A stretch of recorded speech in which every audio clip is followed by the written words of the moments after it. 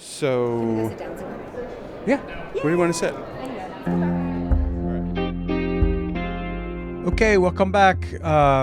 This is the second of a two-parter from DEF CON 33. This week, it's conversation recorded live at DEF CON, the largest hacking conference in the world, 4 days in Las Vegas, where tens of thousands of hackers, cybersecurity professionals, and just plain curious people gather to see just how breakable everything really is.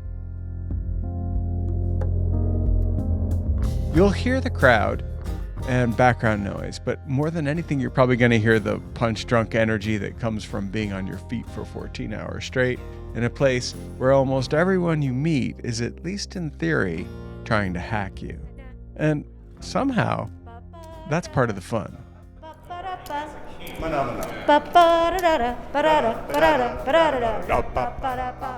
My partner in acapella, that's Rachel Tobac, CEO of Social Proof Security, entrepreneur, social engineer, hacker, and all-around expert on the all-too-human aspects of cybersecurity.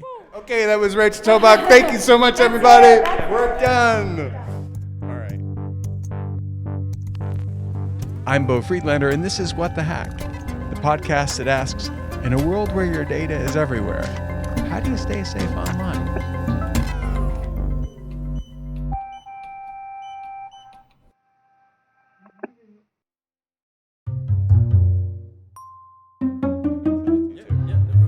Rachel, Thank you. ready? Yeah. Oh, Sit down. I can't. I'm so excited to be sitting. oh my God.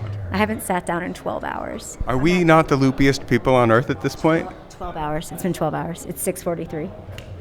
That's when I stood. Yeah, same. Like, is this your first time sitting? No, I went back to the hotel and I sat down for a little bit. Cheater.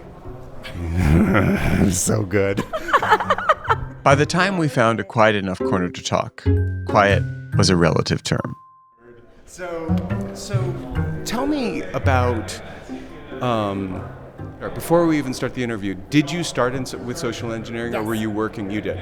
Okay, so tell me, how did you get started in social engineering? Yes. So, the year is, let's see, I know it's DEF CON 23. It's a long time ago, over a decade ago. My husband, who's working in security, I'm still working in UX research at a tech company. Previous to that, I was a teacher. He goes, I think you should come to this conference. It's called DEF CON. They put people in a glass booth and they hack in front of a live audience. I think you would be good at this, Rach, because you call the cable company and you get the bill lowered every month. I think you would be good at hacking over the phone. Yeah. Do you want to do it? Yeah. And I said, yeah, I think that would be interesting. I have no idea if I'd be good at that, but let's give it a shot. So I show up at DEF CON, a total noob. I don't know anything. I don't know anybody. Yeah. I make a fake badge to try to get past the goons. I get caught immediately. You tried to hack. I tried to hack. I got caught immediately. Then I got a real badge. Rachel Tobac is a 3-time runner-up in one of DEF CON's most popular events, the Social Engineering Village, specifically the competition. It's a capture the flag thing. We talked about it in the last episode. In simple terms, it's a live competition where contestants sit in a soundproof booth and get on the phone with real companies, real people from real companies, and try to talk those strangers into giving them useful information. There's a list of things they have to get, and the more of them they get, the more effectively they get those pieces of information, the higher their likelihood of winning. There's no hacking tools, no breaking the law, just voice, charm, and quick thinking. The goal is to collect, these specific pieces of data, or flags, if you prefer a CTF frame that could be used in an attack. While the crowd cheers, it's quite a thing. I got caught immediately. Then I got a real badge. Somebody loaned one to me. Went in. I watched my first call. They hit voicemail. I never got to see a real call. I then put in the world's wackiest video application. It's like Twin Peaks inspired. It's truly... What are the high notes? Have you seen Fire Walk with Me? Yeah. Yeah, where Bob, the scary guy, comes climbing over the couch. Yeah. I do that. Nice. Yes. Very creepy. Okay. It's like a face swap before deepfakes existed. Yeah. I ended up getting selected. So I go and I'm going to go compete. I talk with all of Evan's friends, from security, and I'm like, how do I even do social engineering? Yeah. They stay up until 3 a.m. with me trying to teach me how to do it. I get in the booth, I get second place. I'm like, oh, maybe I have a knack for this. I do it again the next year, I get second place. I do it a third year in a row, I get second place again. After each time, more and more companies come up to me and say, hey, can you train our team? Can you help us understand? Can you pen test us? Can you show us what you did in the booth to our company? So I'm like, sure, I guess I need to LLC. I should probably start Social Proof Security. Right. So we started Social Proof Security in 2017 to meet the need of the companies in the audience at DEF CON. Yeah. It was extremely organic. Now, social engineering is really connected. It's about connecting. Yeah, On building a- rapport. It's building rapport, but it's also I was really struck today by a vibe that happened in the room consistently Okay. when somebody decided to hang up. And the vibe was red balloon floating off into the sky. Mm-hmm. Now, from the balloon's point of view, that's great, safe. Yeah, Didn't do the wrong thing. right. Now, from the room's point of view, oh, what a drag, you know. So, tell me about that gamification of pen testing. So, Yeah. we're gamifying pen testing, which makes it an attractive thing to do, which makes people better at it. Correct. Yeah, it basically pressure tests and celebrates the people who do something that is interesting and fun, right? And because social engineering is such a personable thing to do, and you're building rapport very quickly over the phone, you're essentially building like an Olympic spectator sport. 100%. You know, something that people can participate in. The audience feels like they're a contributing member of the team. All right, so I had that experience, and you're about to hear it. As the competition unfolds, the audience becomes a sort of mob of DEF CON punch-drunk cliches, of aspirational hackerdom, and it's a thing of beauty. Everybody in there, by the end of this thing, thinks they could probably hack their way into the NSA. In fact, learning how to hack a person really does emerge here, though, as something different. Learning how to hack a person is the first step in becoming harder to hack. I think of this one where I'm not horrible at it, and I think, there's a point where I could go ring, ring, and they go, yeah, hello, and they go, what? And then, and I just can say, ow, excuse me. Sorry, my cat just jumped on me. Right. Everyone knows what that is. Right. And all of a sudden, you're not just somebody being annoying. You're somebody who just had an annoying experience, and they might talk to you. How do you establish that connection fast? What is the trick there? Well, I think it's something that you probably saw when we first walked up to one another, is we're building rapport with each other through comedy. Yeah. It's essentially like improv, like we're yes-anding each other. You nod me, and I bup you back, right? All right. Social engineering is the art of human connection, of meaningful bonding, or a believable simulacrum of bonding anyway, with an ulterior motive. Definitely with that ulterior motive. But here's the cool part. At DEF CON Social Engineering Community Village, the motive is not adding to the swamp of cyber insecurity we all live in, right? The goal is to make us more secure. That's pretty much what social engineering is. I keep thinking about the teenage hackers we talked to in episode 213. They did a phenomenal job. The most striking thing for me was that they really understood the assignment so well that it didn't matter that they really weren't the best actors on earth. And no offense, guys, I thought you were awesome. But if you're listening, here's what they did really well. They understood who they were talking to. It's not terribly different from any business transaction. Success is often a byproduct of just listening and responding to the needs that are being communicated to you. One of the things that I was struck by is because they're younger, they haven't developed completely. And in older people doing it, I noticed there was sometimes a compunction. Like they were like, oh, I'm sort of doing something transactional here. Where with the kids, it wasn't there. Yeah. And I'm wondering, so it's an ethical assignment. You're not doing something mean. No. but there's something slightly mean about it because Yeah, people can feel uncomfortable sometimes when they're hacking because they know that potentially somebody in the room might be thinking, this guy's a sucker.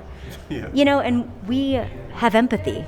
And so because of that, we watch this person getting hacked, even though we don't know them really by name. We hear them and we go, oh, that could be my aunt.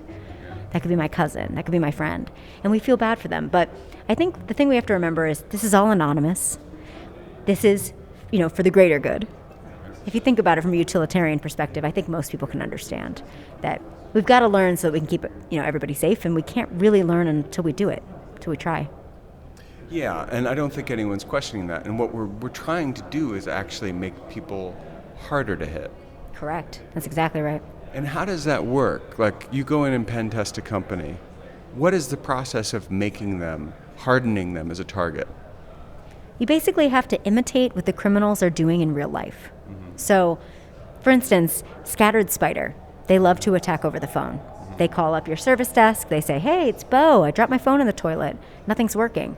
I need to reset my password and my multi-factor authentication. The way that you're looking at me right now makes me think you did drop your phone in the toilet, and I'm actually hitting on something right now. I'm very sad. Keep going.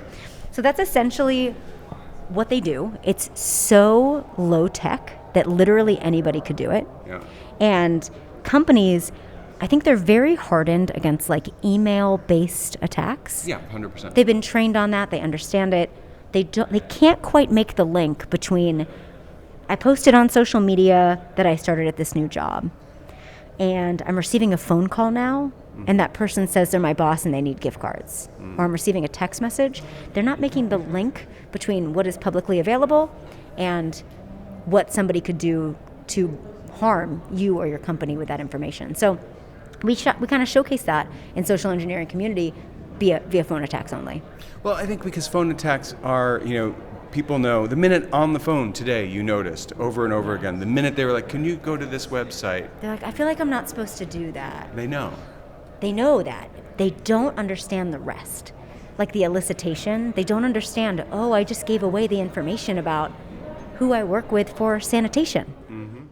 After the break, why knowing who takes out the garbage at your company might be an extinction level event. We've been talking about how the smallest detail can give a threat actor a way into your company. In the wrong hands, it doesn't take much. That's not just harmless trivia, right? It's the first step to taking over your entire digital life or commandeering your company from a cyber point of view. So back to DEF CON and back to Rachel Tobac. Now, for our listeners, explain why it would matter if you know who takes the garbage away. Right. Now, it matters about who takes the garbage away because then I can pretend to be that garbage company to the individual that works there and say, hey, I need to collect at a different time.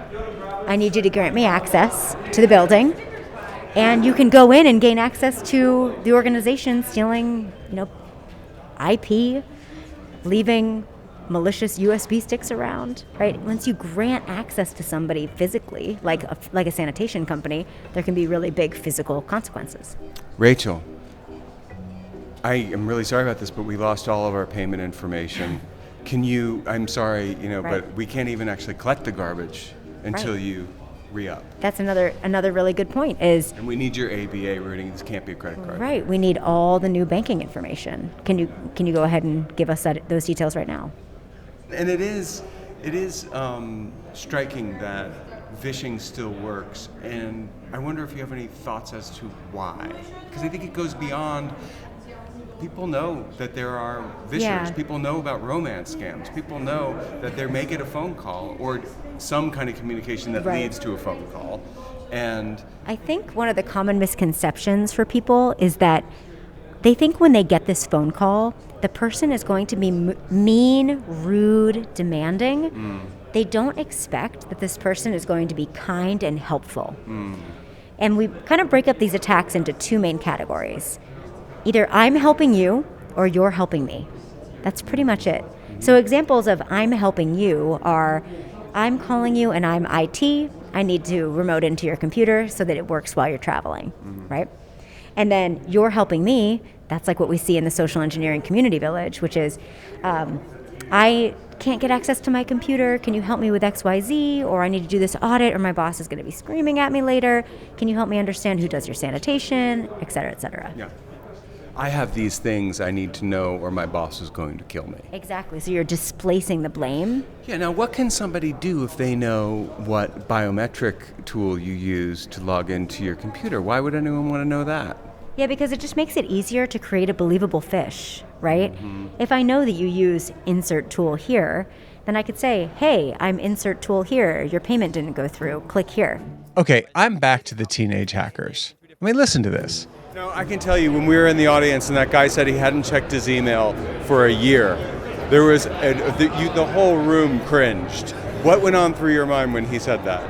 I think I was sort of in that competitor mindset of just go with whatever happens. I have these objectives I know I need to get, and we're on a time limit here, so I can't let that little thing catch me off guard, and I need to keep moving. Let me put you in the room since I couldn't record. By the way, I couldn't record because it's illegal. There are laws, specifically federal wiretapping laws, that force me to paraphrase here. But there were two young men in a soundproof booth, and they were trying to get information out of various targets. And they finally got this guy on the phone, and he really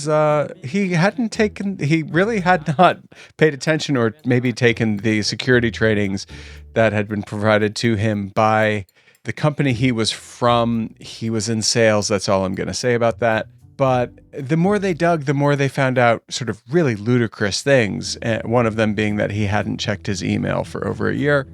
But there were others. And he was an open book. And it was a huge problem. Huge. I mean, when he said he hadn't checked his email in a year, I just thought that was hilarious. I was just laughing. I was laughing with the audience.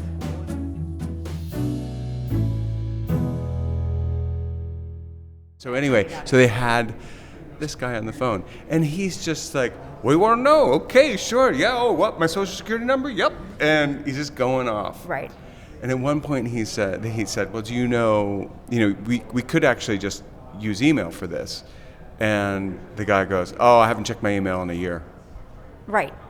Yeah. And that's the guy.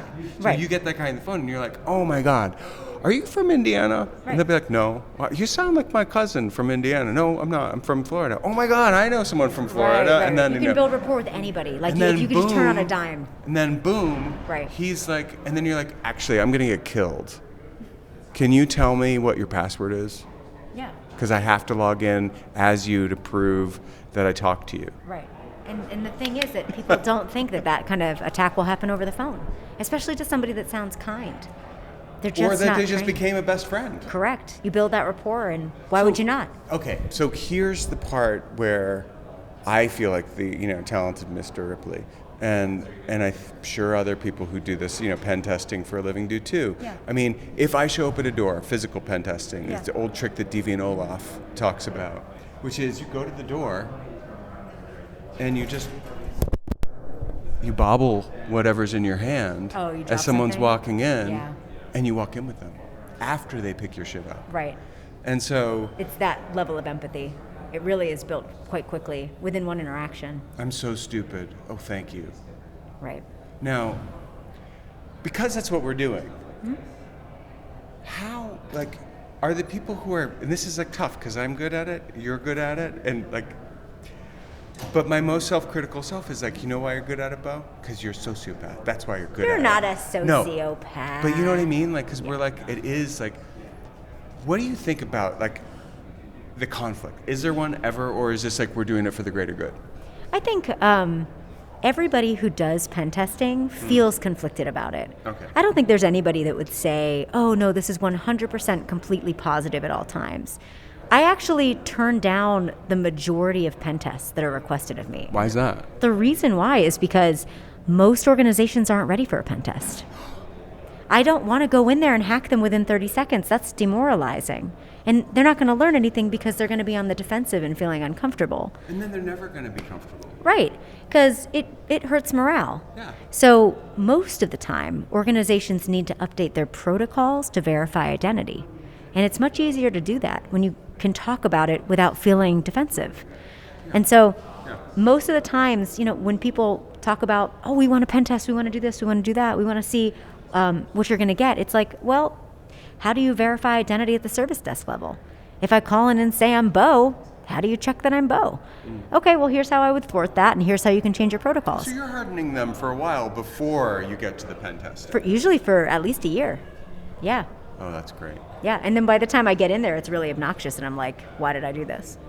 But are you doing that with, do you have like curricula, or how do you do, or is this all training? So we do a workshop to actually update their protocols. I call it a protocol update workshop. Okay. So the team makes a decision from the ground up. Yep. It's not just the exec saying, hey, this is your new protocol. It's me talking with the team and saying, all right, tier 1 support. Let's say I call, how do you verify identity now? Mm-hmm. Here's how I would thwart it. Here's a menu of options to choose from. What do you think makes the most sense for your SLA? What would make the most sense for you personally? What do you feel most comfortable doing? Yeah.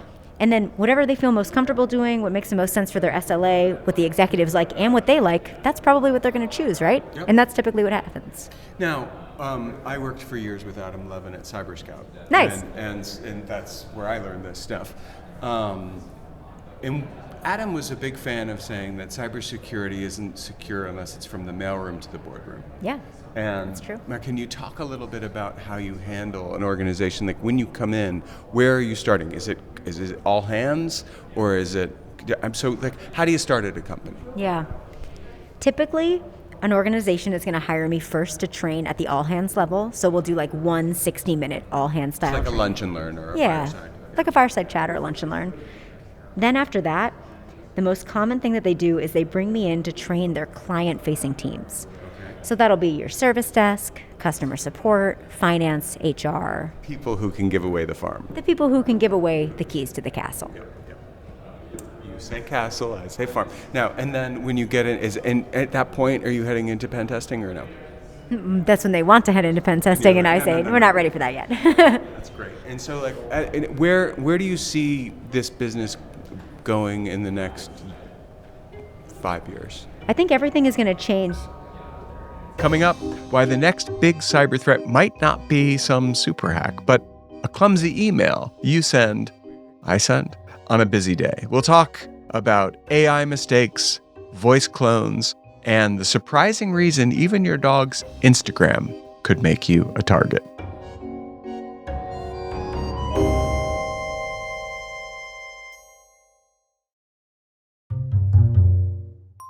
Pen testing, short for penetration testing, is like hiring a burglar to break into your house to show you how easy it is to do. But legally, companies do it to find weak spots before criminals do. It's hacking for good at DEF CON, right? It's ethical hacking.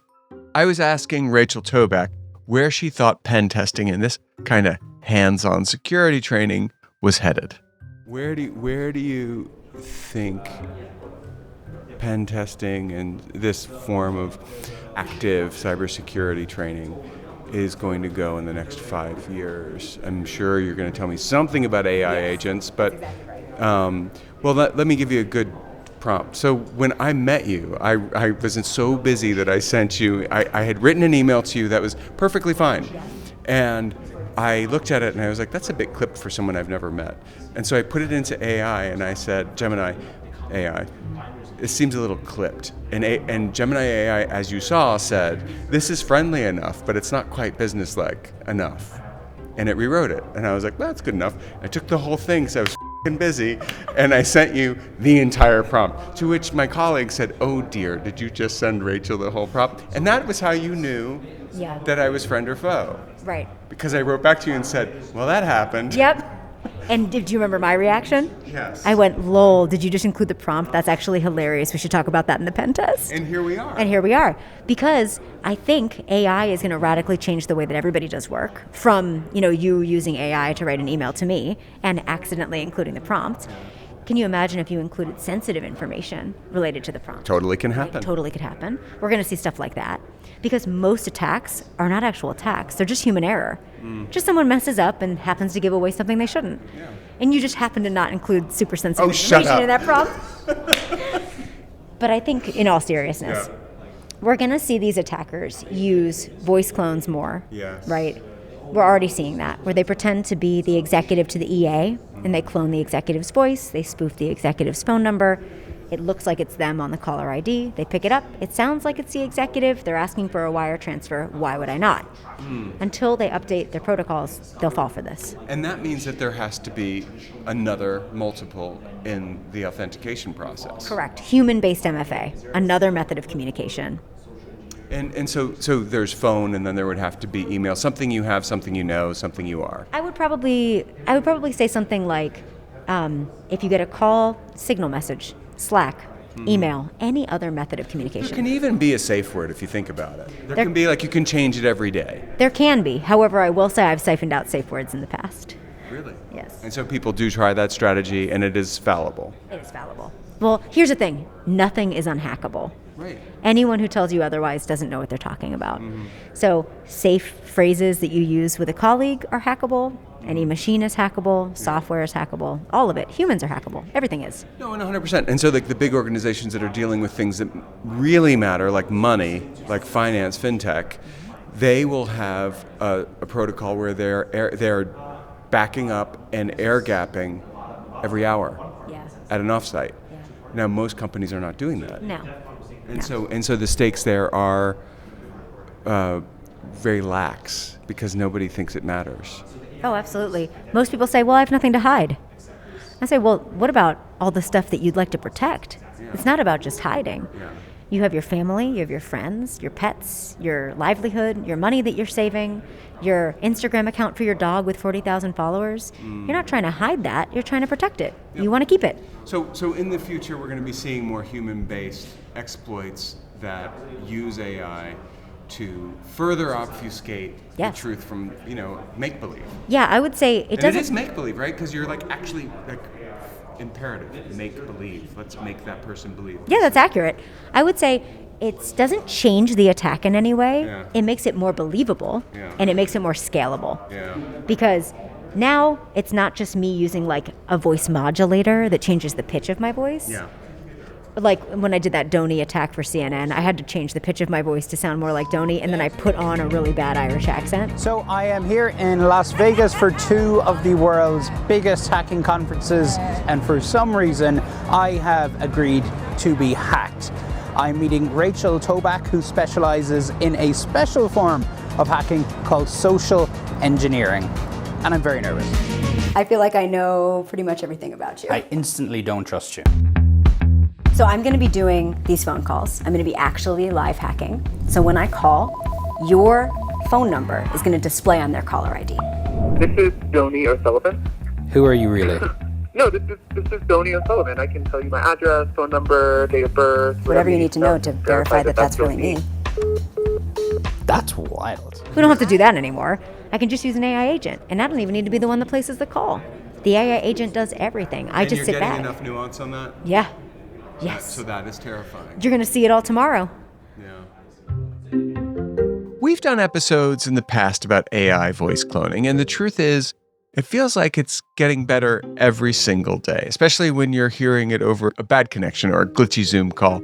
Those little gateways that used to tip you off just aren't there anymore, which means the old mental checklist, voice sounds right, number looks right, it doesn't save you anymore. Trust is easy to hack. And once that happens at scale, it's not just banks and big companies that need to worry. It's anyone with anything worth taking, which, when you think about it, is all of us.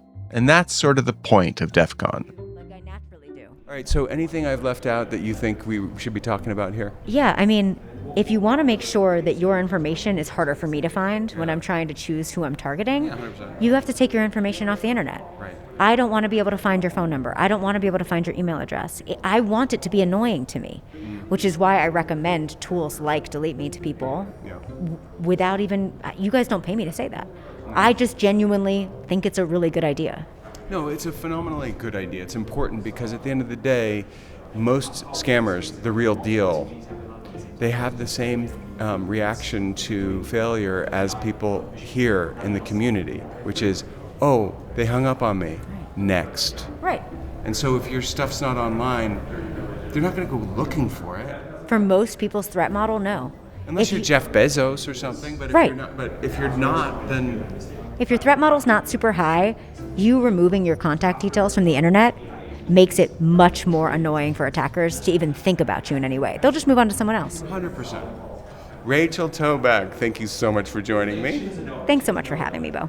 Now, phenomena. Ba-ba-da-da-da. Phenomena. Ba-ba-da.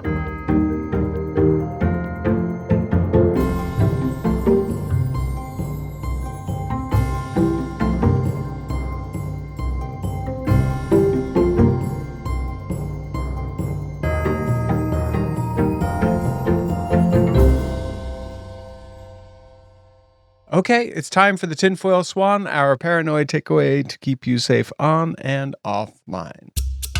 This week, I want to talk about how to make yourself as annoying as possible to potential hackers and scammers and attackers in the world of social engineering. These people, if I use that term loosely, are looking for the path of least resistance, right? We just heard that from Rachel. They want to find your information pretty easily. If they can't, they're going to move on. This is a job. They don't have time to mess around. And it's great news for you because it means you don't need to be perfectly secure. You don't need to be Fort Knox. You don't need to be, well, I don't know. I can't think of a good example because we're all really vulnerable. You just need to make yourself harder to attack than the next person. So how can you do that? It's all about reducing your digital footprint and taking control of the information that is publicly available.